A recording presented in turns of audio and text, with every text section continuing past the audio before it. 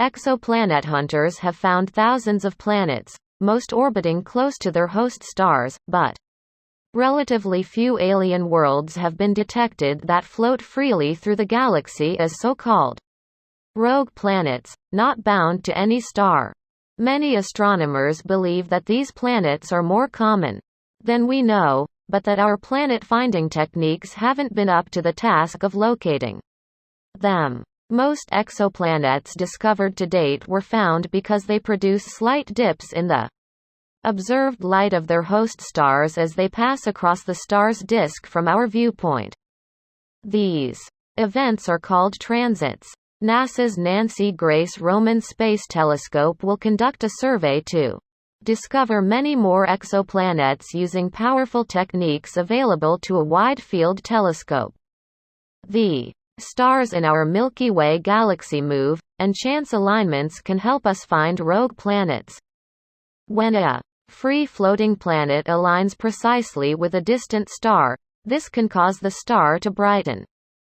During such events, the planet's gravity acts as a lens that briefly magnifies the background star's light. While Roman may find rogue planets through this technique, called gravitational microlensing, there's one drawback. The distance to the lensing planet is poorly known. This animation illustrates the concept of gravitational microlensing with a rogue planet, a planet that does not orbit a star. When the rogue planet appears to pass nearly in front of a background source star, the light rays of the source star become bent due to the warped space-time around the foreground planet. Credit: NASA's Goddard Space Flight Center, C-Lab Goddard Scientist Drive. Richard K. Berry is developing a mission concept called the Contemporaneous Lensing Parallax in Autonomous Transient Assay, Cleopatra, to exploit parallax effects to calculate these distances.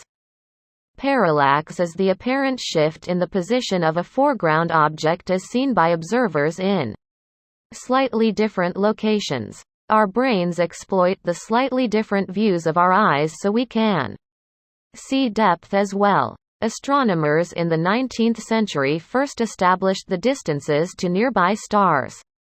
Using the same effect, measuring how their positions shifted relative to background stars in photographs taken when Earth was on opposite sides of its orbit. It works a little differently with microlensing, where the apparent alignment of the planet and distant background star greatly depends on the observer's position. In this case, two well-separated observers, each equipped with a precise clock, would witness the same microlensing event at slightly different times. The time delay between the two detections allows scientists to determine the planet's distance. To maximize the parallax effect, Cleopatra would hitch a ride on a Mars-bound mission that launches around the same time as Roman, currently scheduled for late 2025.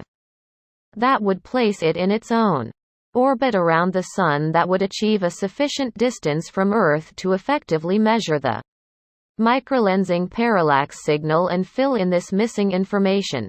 The Cleopatra concept would also support the Prime Focus infrared microlensing experiment, Prime, a ground-based telescope currently being outfitted with a camera using 4 detectors developed by the Roman mission. Mass estimates for microlensing planets detected by both Roman and Prime will be significantly improved by simultaneous parallax observations provided by Cleopatra. Cleopatra would be at a great distance from the principal observatory, either Roman or a telescope on Earth, Berry said.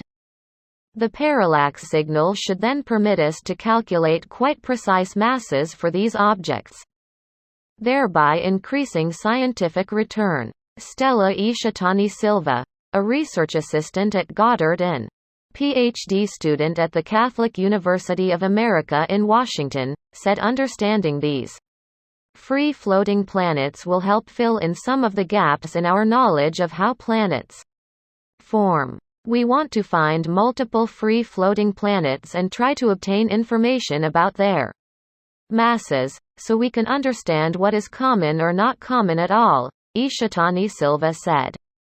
Obtaining the mass is important to understanding their planetary development. In order to efficiently find these planets, Cleopatra, which completed a mission planning laboratory study at Wallops Flight Facility in early August, will use artificial intelligence. Dr. Greg Olmshank, a postdoctoral researcher working with Barry, has developed an AI called Rapid Machine Learned Triage (Ramjet) for the mission.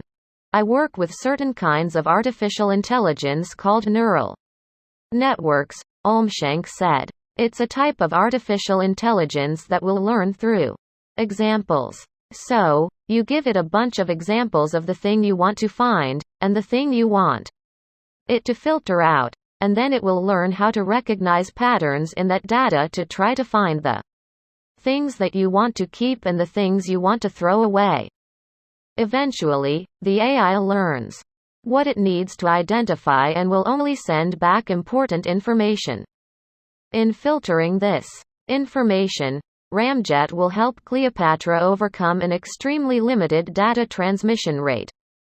Cleopatra will have to watch millions of stars every hour or so, and there's no way to send all that data to Earth. Therefore, the spacecraft will have to analyze the data on board and send back only the measurements for sources it detects to be microlensing events.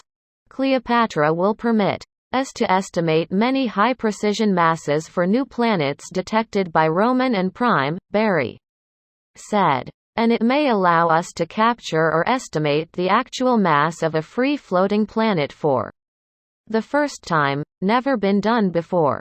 So cool, and so exciting. Really, it's a new golden age for astronomy right now, and I'm just very excited about it.